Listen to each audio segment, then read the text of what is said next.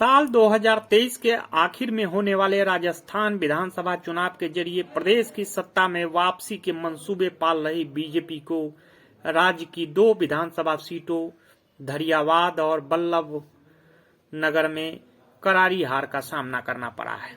बल्लभ नगर कांग्रेस के पास पहले से थी, जबकि धरियावाद को बीजेपी से छीना है। सबसे खास बात यह रही कि बीजेपी इन दोनों जगह कांग्रेस का मुकाबला ही नहीं कर पाई और दोनों जगह उसके उम्मीदवार तीसरे और चौथे स्थान पर संघर्ष करते नजर आए। बल्लभ नगर में कांग्रेस की प्रीति सक्तावत को जीत मिली, जबकि धरियावाद में जीत का सेहरा कांग्रेस के नगराज के सिर पर सजा। राजस्थान की अशोक गहलोत सरकार की सेहत पर इन दोनों जीत का सीधा असर भले न पड़े, लेकिन कांग्रेस की इस जीत का राज्य की सियासत पर गहरा असर पड़ेगा।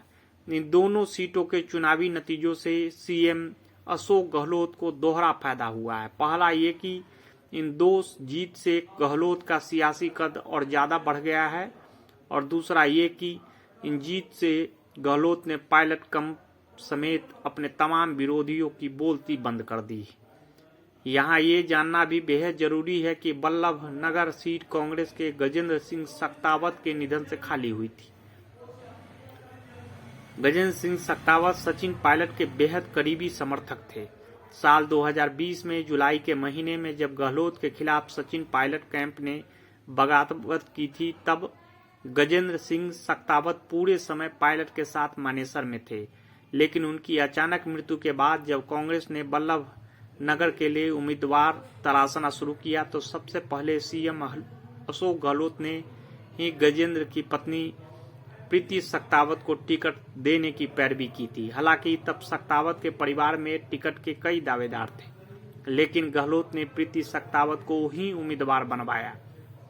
अब प्रीति की जीत से गहलोत ने पायलट कैंप की ताकत को भी कम कर दिया है। इन दोनों सीटों के उपचुनाव को गहलोत ने अपनी प्रतिष्ठा का सवाल बना दिया था, इसलिए इन दोनों जगह उन्होंने अपने खास नेताओं की फौज को कई सप्ताह पहले ही चुनावी कमान संभालने के लिए तैनात कर दिया था।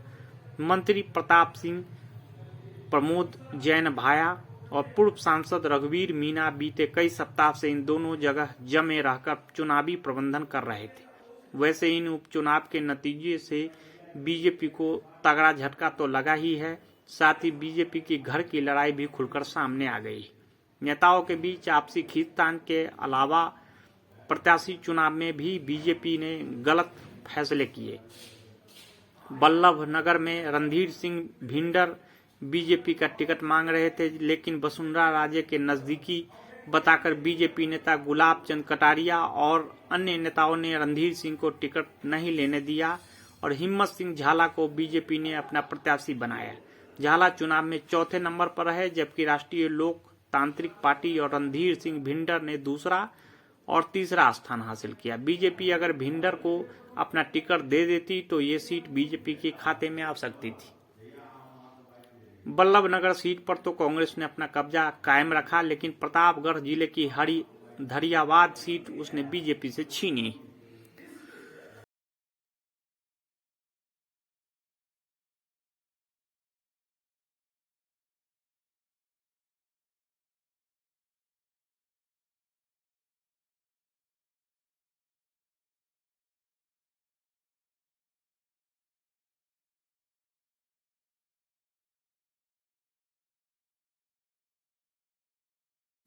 मैं समझता हूं कि ये कांग्रेस पार्टी के कार्यकर्ताओं की मेहनत की जीत, हमारे राजस्थान की सरकार मुखिया अशोक गहलोत जी के नेतृत्व में जो गुड गवर्नेंस हो रही है उसकी जीत, और हमारे नेता राहुल गांधी जी जिस प्रकार से केंद्र की सरकार, मोदी जी की सरकार जो विफल रही है, चाहे महंगाई का मुद्दा हो, चाहे बेरोजगारी का मुद्दा हो, चाहे दूसरे मुद्दे हो, उनके ऊपर उन्होंने जो एक्सपोज इस मोदी सरकार को पूरे देश में किया है, उससे राजस्थान में महंगाई के मुद्दे को, बेरोजगारी के मुद्दे को लोगों ने इस बात को समझा है और उससे प्रभावित होकर के ऐतिहासिक जीत राजस्थान में दोनों उपचुनाव में कांग्रेस पार्टी को दिलाई है और भारतीय जनता पार्टी को